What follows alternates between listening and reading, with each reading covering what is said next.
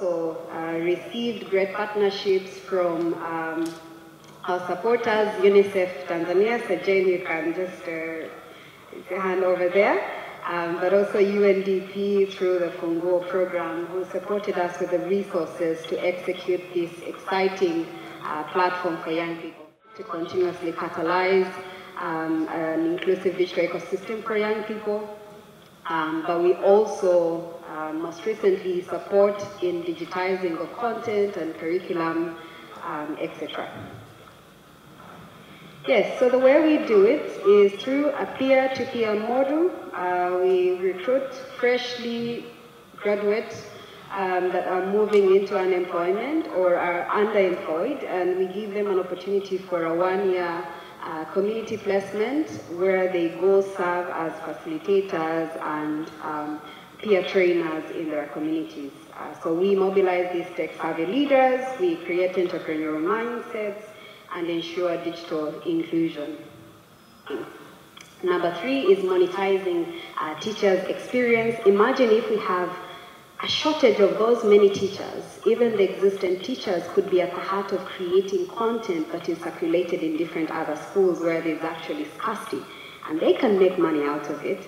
We know how low-paid teachers are, so this is also something that can be done. When you see Udemy, you find maybe an instructor has like 5 courses on Udemy where they're continuously earning from. So are we supporting teachers to also look into such ways of making money and a livelihood? Then the third one is that projects. So when we're looking at now, there's new reforms happening in the education system, part of the World Bank project where there's an overhaul going to be done in the education curriculum. But how do we design whatever projects or interventions by bringing in multidisciplinary teams that might include students, teachers, and everyone to co-create the experience and process together to make it more meaningful. And I think finally, which is the final slide when it comes to the thematic areas, is the climate change one. You will ask yourself, how does ICT relate to climate change? I mean, even for us, it was a very nascent space, but we said, let's go and explore and see what it has to bring. So we know that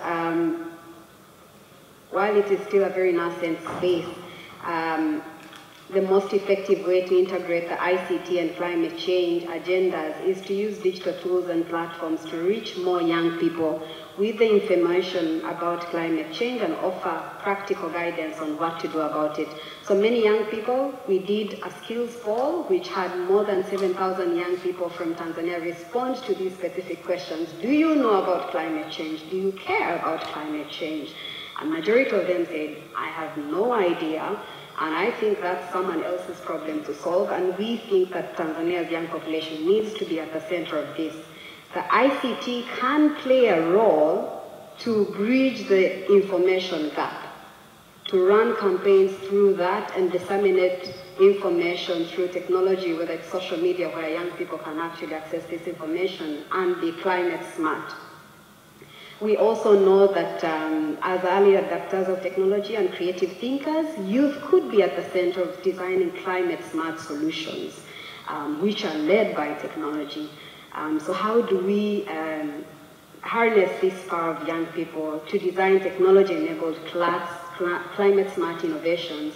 And what else can be done? Is it unlocking more finances to support them to scale or whatnot? Yeah. Something else that we need to consider is that as the digital divide disproportionately affects young women, climate change also has greater impact on the most marginalized groups, such as women, children, refugees, and other disadvantaged communities.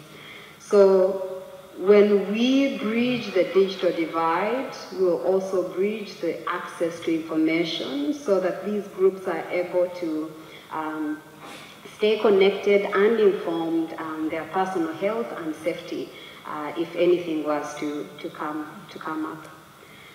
Yeah, and now these are a few recommendations that we have that are emerging from the report. So how do we accelerate Tanzania's relationship with digital transformation and the digital economy.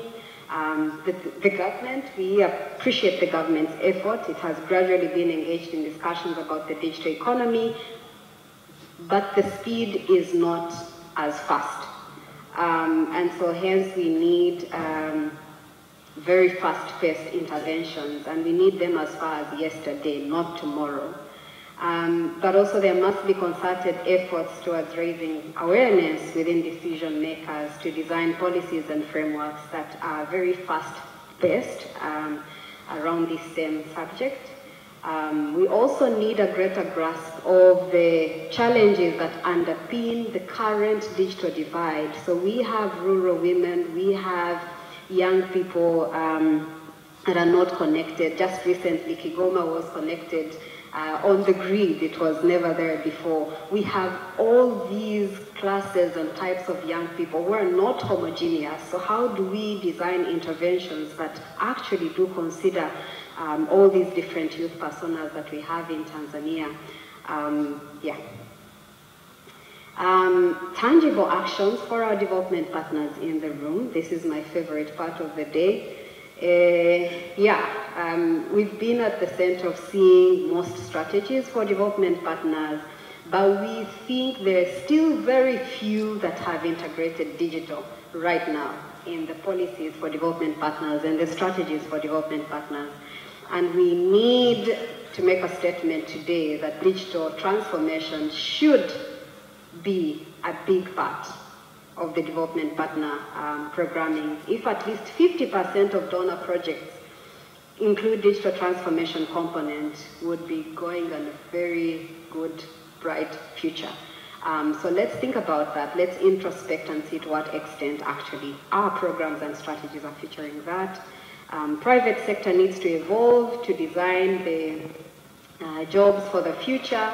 There's this whole global phenomenon around the Great Resignation, where many young people are scared of the high costs of living, but they're also scared that they're not earning enough, so they resolve to their entrepreneurial passion and digital freelancing. So how do we design jobs that are tapping into that energy and that are more compelling to young people?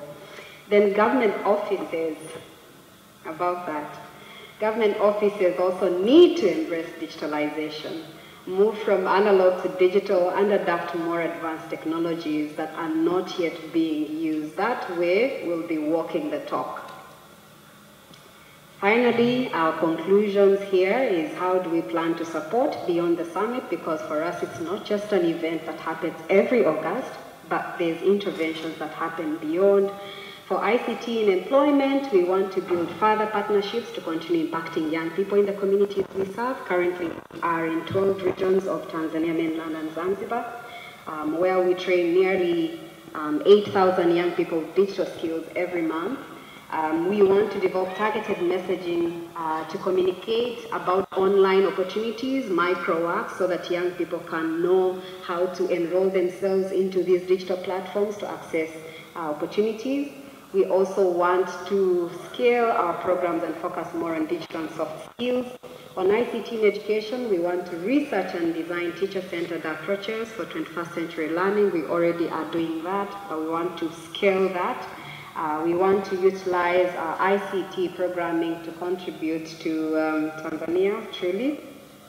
And then finally, for ICT and climate change, we are about to launch Climate Smart Corps for Tanzania, who will be young people supporting to design climate smart technology-related solutions for climate change, and also continuously apply our co-designing approach within this space.